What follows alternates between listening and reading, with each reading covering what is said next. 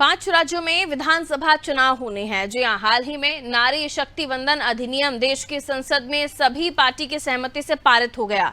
फिलहाल एमपी में विधानसभा चुनाव है और दोनों ही प्रमुख राजनीतिक दलों ने लगभग अपने उम्मीदवारों के नाम का ऐलान कर दिया है। कांग्रेस ने मध्य प्रदेश के लिए 229 तो बीजेपी ने 228 नामों का ऐलान कर दिया है। लेकिन बड़ा सवाल यह है कि महिला हित में बड़े बड़े वादे करने वाली सरकार और विपक्ष ने इस बार एमपी में कितनी महिलाओं को अपना प्रत्याशी बनाया है। आइए देखते हैं इस पर ये रिपोर्ट। मध्य प्रदेश में महिला वोटर्स की संख्या 2.67 करोड़ है, यानी कुल 48.36%।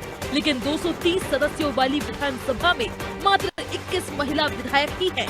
इस बार की बात करें तो भाजपा ने 28 और कांग्रेस ने 29 महिलाओं को टिकट दिए हैं। मौजूदा सदन में भाजपा की 12 और कांग्रेस की 8 महिला विधायक हैं। इस पर भाजपा प्रवक्ता का कहना है कि भाजपा ने हमेशा महिला नेतृत्व को आगे किया है, चाहे वह केंद्र की भाजपा सरकार हो या प्रदेश की भाजपा सरकार।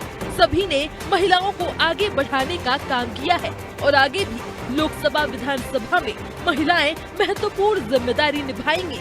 देखिए, भारतीय जनता पार्टी के नेतृत्व ने सदैव महिलाओं को उनका अधिकार देने का काम किया है। मध्य प्रदेश में ही पंचायती राज व्यवस्था में 50% आरक्षण की बात हो, सरकारी नौकरियों में आरक्षण की बात हो, या फिर अपने संगठन के भीतर लगातार हमने 33% महिलाओं को कम से कम स्थान देने का प्रयास किया है। उसके अतिरिक्त भी आर्थिक सुदृढ़ीकरण की दृष्टिकोण से हमने देखा कि लाडली बहना, लाडली लक्ष्मी जैसी योजनाओं ने लिंगानुपात सुधारने में किस स्तर का महत्वपूर्ण योगदान निभाया है। प्रधानमंत्री जी के नेतृत्व कुशलता के कारण आज हम 33% आरक्षण की ओर बढ़ रहे हैं, जहां पर लोकसभा और विधानसभाओं और राज्यसभा में महिलाओं को एक स्थान मिलेगा।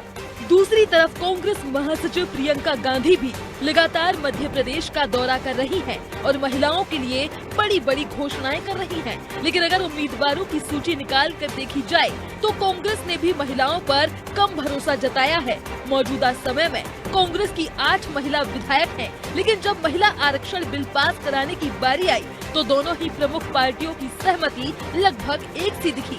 इसको लेकर कांग्रेस प्रवक्ता का कहना है कि शुरुआत से ही कांग्रेस पार्टी महिला आरक्षण की पक्षधर रही है। सोनिया गांधी जी ने आरक्षण की आवाज को प्रमुखता से उठाया था, लेकिन मोदी जी वाहवाही की लड़ाई में कूद पड़े।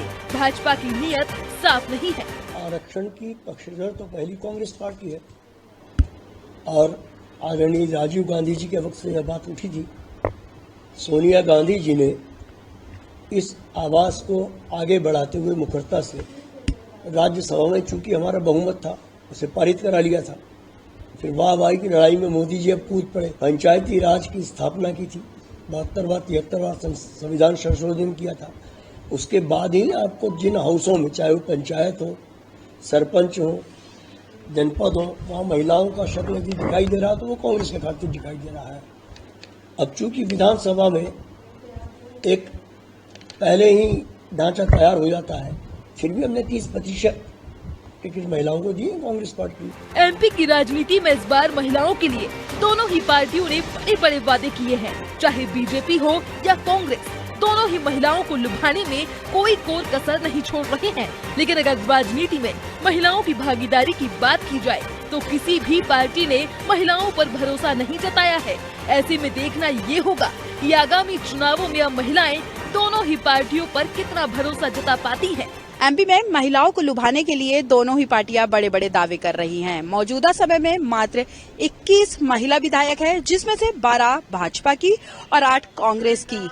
हकीकत कुछ और ही बयां कर रहा है। सरकार महिला आरक्षण बिल तो ला रही है, लेकिन मौजूदा सरकार में महिलाओं को कम टिकट दिए जा रहे हैं। दोनों ही पार्टियां दावे तो 1000 कर रही है महिलाओं के लिए, लेकिन जब टिकट की बारी आती है तो महिलाओं की उपेक्षा करती हुई नजर आ रही है। कैमरामैन अरविंद के साथ शबाना, अनादि टीवी, भोपाल।